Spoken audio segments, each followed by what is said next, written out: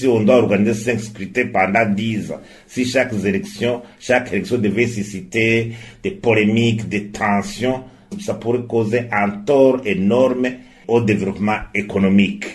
Donc il y a certains défis auxquels il faut trouver solution. Alors, Parsem me donne des conseils qu'il faudrait tenir compte pour que dans le futur on puisse organiser des élections libres et transparentes. D'abord, il faut informatiser le fichier électoral et le rendre accessible à tous les acteurs politiques. Il faut proscrire définitivement l'ingérence de l'administration, de la police et certains jeunes affiliés aux partis politiques dans la gestion des élections.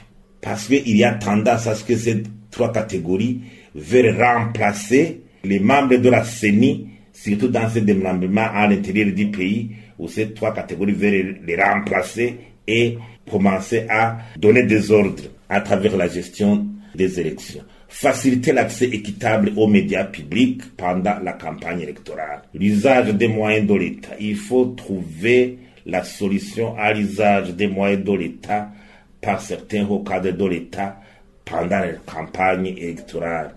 Limiter le verrouillage de l'espace politique aux partis, surtout d'opposition, en milieu rural. Et il faut aussi proclamer progressivement les résultats au fur et à mesure par bureau de vote et en temps réel. Cela va renforcer la transparence. Créer un organe neutre de gestion et de régulation des partis politiques pour éviter que le ministre de l'Intérieur, qui est jugé parti, participe directement dans la gestion des partis politiques. Favoriser l'approche inclusive dans le démembrement de la CENI à l'intérieur du pays.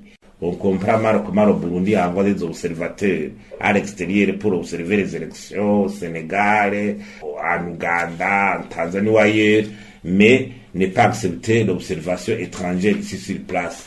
Donc l'observation internationale est l'une des gages de l'organisation de bonnes élections libres et transparentes. Alors on devait tendre à la suppression totale des listes bloquées.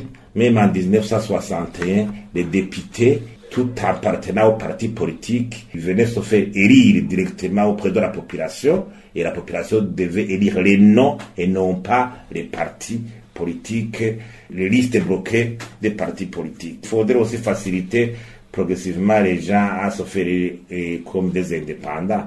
Il faut enlever ces entraves qui limitent la participation des indépendants aux élections.